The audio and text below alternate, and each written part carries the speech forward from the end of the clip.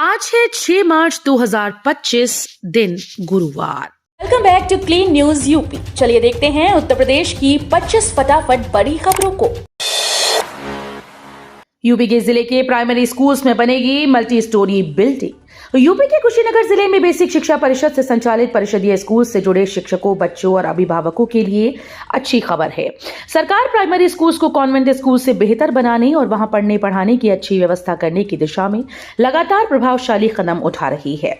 Operation कायाकल्प के तहत स्कूल्स में मरम्मत और सुंदरीकरण का काम किया गया है। वहीं पीएम श्री योजना और मुख्यमंत्री अभ्युदय योजना के तहत स्कूल्स को विकसित कर मॉडर्न बनाने की दिशा में काम किया जा रहा था।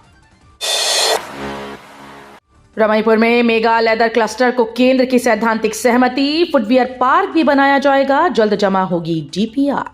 कानपुर में रमईपुर फुटवियर और सहायक उपकरण क्लस्टर विकसित के तहत स्थापित होने वाली मेगा लेदर क्लस्टर की डीपीआर 31 मार्च तक केंद्र सरकार को जमा कर दी जाएगी। केंद्रीय वाणिज्य एवं उद्योग मंत्री पीयूष गोयल ने बताया कि इस परियोजना को सैद्धांतिक मंजूरी दी गई है। इस संबंध में केंद्रीय मंत्री की ओर से एक पत्र सांसद रमेश अवस्थी भेजकर जानकारी दी गई। कॉपियों का मूल्यांकन 17 मार्च से शुरू करने की तैयारी। यूपी बोर्ड की वर्ष 2025 की हाई स्कूल व इंटरमीडिएट की परीक्षाएं 12 मार्च को समाप्त हो जाएंगी। कॉपीज का मूल्यांकन 17 मार्च से शुरू करने की तैयारी है।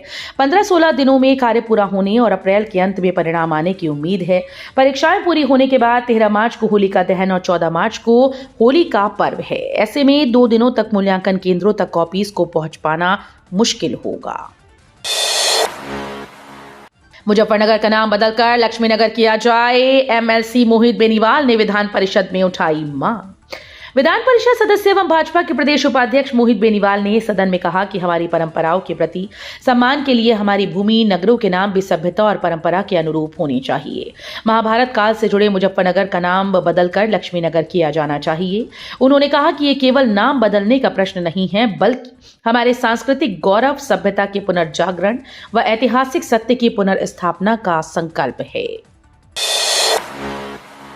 सीसीएसयू के स्टूडेंट हो जाएं तैयार। इस दिन से शुरू होने वाली है बीएएमए की परीक्षाएं।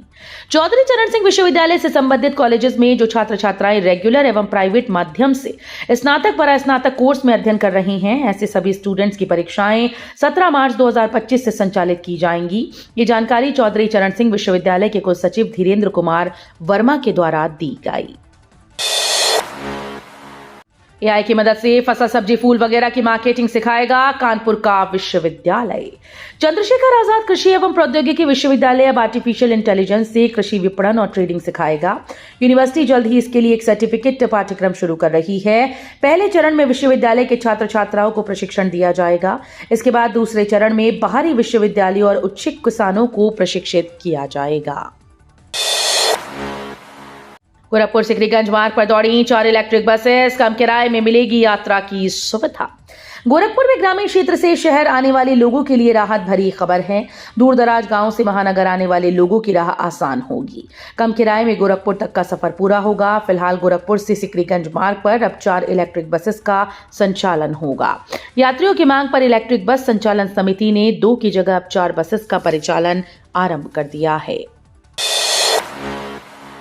तेज पछुआ हवा के चलते सुबह शाम ठंड। प्रदेश में बनारस सबसे गर्म। बुधवार से तेज पछुआ हवा चल रही है। इससे सुबह और शाम के वक्त ठंड का आभास हो रहा है। हालांकि दिन में धूप तेज होने के बाद ठंड का असर कम हो जा रहा है। मौसम विशेषज्ञों की माने तो गुरुवार को 2 दिन तेज हवा चलेगी। मार्च में गर्मी तेजी से बढ़ेगी। माह के अंत तक तापमान के 40 डिग्री तक पहुंचने के आसार हैं। नोएडा एयरपोर्ट की सुरक्षा सीआईएसएफ संभालेगी। अप्रैल से शुरू हो सकता है।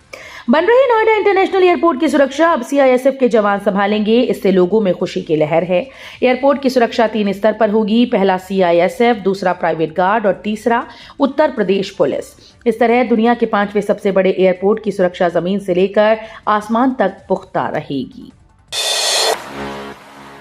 लखनऊ में बड़ी बाघ की दहशत। 91 दिनों में पकड़ने के लिए 90 लाख खर्च। लखनऊ के काकोरी में रहमान खेड़ा और पास के गांव में 91 दिन से घूम रहा बाघ वन विभाग की तमाम कोशिशों के बावजूद अब तक पकड़ में नहीं आ पाया। बाघ की पकड़ के लिए अब तक अनुमानित 90 लाख से अधिक खर्च हो चुके हैं, लेकिन अब भी ग्रामीणों में दहशत बरकरार है। पूरे क्षेत्र में चाय के स्टॉल्स, ढाबों पर चर्चा सिर्फ बाघ की है। दूसरी ओर बकरी और अन्य मवेशी पलने वाले डरे हुए हैं। रहमानखेड़ा के जंगलों में 5 दिन बाद लौटे बाघ ने संस्थान के जंगल में पुराने कमांड सेंटर के पास बंधे पड़वे का शिकार कर मार डाला। बाघ का ये 24वां शिकार था। मायावती ने आनंद कुमार को हटाया, सहारनपुर के रणधीर बेनीवाल को नेशनल कोऑर्डिनेटर बनाया। जेजेपुरम निवासी रणधीर सिंह बेनीवाल को बहुजन समाज पार्टी ने नेशनल कोऑर्डिनेटर की जिम्मेदारी मिली है। पार्टी सुप्रीमो और पूर्व मुख्यमंत्री मायावती ने अपने भाई आनंद कुमार को नेशनल कोऑर्डिनेटर पद से हटाते हुए रणधीर बेनीवाल पर भरोसा जताया। इससे जनपद के पार्टी नेताओं और कार्यकर्ताओं में उत्साह की लहर है। यूपी में अनुसूचित जाति के लोगों पर हो रहा अत्याचार, वो सिंग उठाकर नहीं जी पाते, बोले कांग्रेस सांसद। कांग्रेस अनुसूचित जाति विभाग के अध्यक्ष और सांसद तनुज पुनिया ने कहा कि उत्तर प्रदेश में अनुसूचित जाति के लोगों पर अत्याचार बढ़ रहा है। आज वो सिर उठाकर नहीं जी पाते। मथुरा, मेरठ, बिजनौर की घटना बताती है कि सरकार अनुसूचित जाति के लोगों को सुरक्षा देने में असमर्थ है। मेरठ में शादी में अनुसूचित जाति के लोगों पर हमला हुआ। भाजपा का झंडा लगाकर आए थे, कड़ी कार्रवाई नहीं हुई। एनसीएलटी के रिसीवर ने अंसल के बैंक खातों पर लगाई रोक, आवंटियों के लिए जारी होगा toll free number. Ansal properties and infrastructure limited company के बैंक खातों पर एनसीएलटी की ओर से नियुक्त रिसीवर ने रोक लगा दी है। अब अंसल के अधिकारी बैंक से पैसा नहीं निकाल सकेंगे। रिसीवर ने बुधवार को खातों के संचालन पर रोक का पत्र दे दिया। अब बैंकों में लेन देन के लिए रिसीवर नए खाता संचालक नियुक्त करेगा। 31 मार्च तक मिलेगी सस्ती शराब। ठेके लेने के लिए सास, ससुर, दामाद व बहू ने भी डाला टेंडर। यूपी सरकार ने आबकारी नीति में बड़ा बदलाव किया। इस बदलाव में बगैर दुकानों के आवंटन के ही आबकारी विभाग ने रजिस्ट्रेशन मात्र से ही 4 करोड़ रुपए कमा लिए। शराब और महंगी होने जा रही है। हालांकि नई नीति 1 अप्रैल से लागू होगी। 31 मार्च 2025 तक शराब सस्ती मिलेगी। अब कंपोजिट दुकानों पर एक साथ अंग्रेजी और बियर खरीद सकेंगे। इसकी पूरी तैयारी कर ली गई है। योगी सरकार ने होली से पहले 30 पीपीएस सहित 34 अफसरों का किया प्रमोशन। योगी सरकार ने होली से ठीक पहले कई आईएएस अधिकारी को प्रमोशन का लाभ दिया है। जिन अधिकारियों का प्रमोशन रुक गया था, उनको प्रमोट किया गया। योगी सरकार ने 1998 बैच तक के अधिकारियों 30 पीपीएस को पे मैट्रिक्स 13A प्रदान किया। इनमें ज्यादातर अधिकारी इस साल आईपीएस सेवा से पदोन्नति पा सकेंगे। इसके बाद ये अधिकारी अशोक स्तंभ के साथ स्टार लगा सकेंगे। योगी सरकार का बड़ा फैसला, अब पढ़ाई के लिए मिलेंगे 3000 रुपए। योगी सरकार ने राज्य के विद्यार्थियों के लिए एक बड़ा फैसला सुनाया। अब यूपी के विद्यार्थियों को सरकार की ओर से 3000 रुपए की सहायता राशि दी जाएगी। सरकार विद्यार्थियों के लिए जारी की गई इस राशि को डायरेक्ट ही उनके बैंक खाते में डाल देगी। 18 से 40 साल तक के युवाओं की सरकार कर रही मदद, सीएम योगी आज बांटेंगे। उत्तर प्रदेश के लिए इंफ्रास्ट्रक्चर डेवलपमेंट के समानांतर उद्यमिता से आत्मनिर्भरता पर जोर देने वाले मुख्यमंत्री योगी आदित्यनाथ गोरखपुर बस्ती मंडल के 2500 युवाओं को आज ब्याज मुक्त ऋण देंगे। योगीराज बाबा गंभीरनाथ प्रेक्षागृह में होने वाले इस कार्यक्रम में दोनों मंडलों के 2100 ओडीओपी लाभार्थियों को उनके उद्यम, हुनर, कौशल को बढ़ाने के लिए टूल किट का वितरण करेंगे। इलाहाबाद विश्वविद्यालय केमिस्ट्री की दे परीक्षा, बीए, एलएलबी, बीकॉम में भी मिलेगा। इलाहाबाद विश्वविद्यालय एवं इसके संगठक कॉलेजेस में स्नातक के 16 पाठ्यक्रमों में कॉमन यूनिवर्सिटी एंट्रेंस टेस्ट के जरिए प्रवेश होगा। ये टेस्ट नेशनल टेस्टिंग एजेंसी यानी एनटीए कराएगी। सीयूईटी 2025 के लिए आवेदन शुरू हो गया।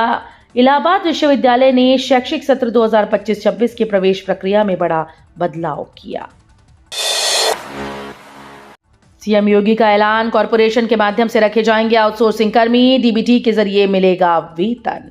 सीएम योगी ने आउटसोर्सिंग कर्मियों के शोषण की परंपरा को खत्म करने के लिए उनकी नियुक्ति के लिए कॉरपोरेशन के गठन की घोषणा की। उन्होंने कहा कि सभी जिलों में 100 एकड़ में पीपीपी मोड पर लौह पुरुष सरदार वल्लभ भाई पटेल के नाम पर जिला अपॉइंटमेंट जोन विकसित होंगे। आउटसोर्सिंग वाले कर्मियों के खाते में डीबीटी के माध्यम से वेतन के 16 से 18,000 रुपए भेजे जाएंगे। योगी ने कहा कि आज यूपी का पोटेंशियल पूरी दुनिया देख रही है, मगर ये चीजें पहले भी हो सकती थीं। यूपी का आम बनेगा खास, किसानों की लगेगी लॉटरी, नोएडा एयरपोर्ट होगा केंद्र। उत्तर प्रदेश का आम दुनिया में अब खास बनने जा रहा है। दुनिया के कोने कोने तक उत्तर प्रदेश के आम के जूस का स्वाद पहुंचेगा। जूस को तैयार करने और उसकी पैकेजिंग के लिए नोएडा इंटरनेशनल एयरपोर्ट परिसर में कार्गो टर्मिनल के पास प्रसंस्करण यूनिट लगाई जाएगी। एयरपोर्ट के जरिए इसे विदेश को निर्यात किया जाएगा। अयोध्या राम मंदिर में विशिष्ट दर्शनार्थियों के लिए नया रास्ता बना और करीब से रामलला का। महाकुंभ से लौटती भारी भीड़ के कारण शहर ही नहीं राम मंदिर की व्यवस्थाएं भी अस्त व्यस्त हुई, लेकिन इसके कारण नए रास्ते भी खुल गए। उन्हीं नए रास्तों से विशिष्ट दर्शन के पास धारकों पर विशेष कृपा भी बरसा दी। इस कृपा के फलस्वरूप विशिष्ट दर्शनार्थियों को आम श्रद्धालुओं की अपेक्षा अधिक नजदीक से दर्शन का सौभाग्य मिल गया। विशिष्ट दर्शनार्थियों को गर्भगृह की चौखट से करीब 3.5 फीट यानी 1 मीटर अंदर से दर्शन कराया जा रहा है। सरकारी आवासों की मरम्मत पर 5 लाख खर्च कर सकेंगे सांसद, खर्चे में 230% की बढ़ोतरी। सांसद अपने सरकारी आवासों में बदलाव या मरम्मत के लिए अब तक अधिक धनराशि का इस्तेमाल कर सकेंगे। लोकसभा की हाउस कमेटी ने इसके लिए मिलने वाली राशि की सीमा 1.5 लाख से बढ़ाकर 5 लाख कर दी है, जो 230% की बढ़ोतरी है। ये निर्णय सांसदों की जरूरतों को ध्यान में रखते हुए लिया गया, क्योंकि कई सांसद अपने आवासों में ऑफिस, गेस्ट रूम या अन्य आवश्यक सुविधाएं जोड़ना चाहते हैं। अनिश्चितकाल के लिए स्थगित हुए दोनों सदन, 72 घंटे 56 मिनट तक चली विधानसभा की कार्यवाही। यूपी विधानसभा का बजट सत्र पूर्ण हो गया है। बजट सत्र के दौरान विधानसभा की कार्यवाही कुल 72 घंटे 56 मिनट तक चली, जबकि 3 घंटा 36 मिनट के लिए स्थगित हुई। इस दौरान राज्यपाल के अभिभाषण पर धन्यवाद प्रस्ताव पर 4 दिन चर्चा हुई। केंद्र सरकार ने एचएलडीसी के तहत सस्ती जेनरिक पशु दवाओं की आपूर्ति को दी मंजूरी, नए प्रावधान जोड़े। केंद्रीय मंत्रिमंडल ने बुधवार को 3,880 करोड़ रुपए के पशुधन स्वास्थ्य और रोग नियंत्रण कार्यक्रम में संशोधनों को मंजूरी देकर किसानों को उच्च गुणवत्ता वाली और सस्ती जेनेरिक पशु चिकित्सा दवाओं के वितरण को मंजूरी दी। पशुधन स्वास्थ्य और रोग नियंत्रण कार्यक्रम पशुओं में होने वाले रोगों की रोकथाम और इलाज के लिए संचालित केंद्र सरकार की एक योजना है। 1.25 माह के लिए बंद होंगे मांगलिक कार्य, नहीं बजेगी शहनाई। 14 अप्रैल से शुरू होंगे विवाह समारोह। होली में अब करीब 1 सप्ताह ही शेष है। बाजार से लेकर घरों तक त्योहार का उल्लास नजर आने लगा। वहीं 7 मार्च से होलाष्टक और 14 मार्च से खरमास लगने के कारण करीब 1.25 माह तक मांगलिक कार्य प्रतिबंधित रहेंगे। 13 अप्रैल तक खरमास है। इसके बाद 14 अप्रैल से मांगलिक आयोजनों का दौर शुरू होगा। तो ये थी आज की 25 फटाफट बड़ी खबरें। अगर आपको न्यूज पसंद आई हो तो वीडियो को लाइक और शेयर जरूर करें। धन्यवाद।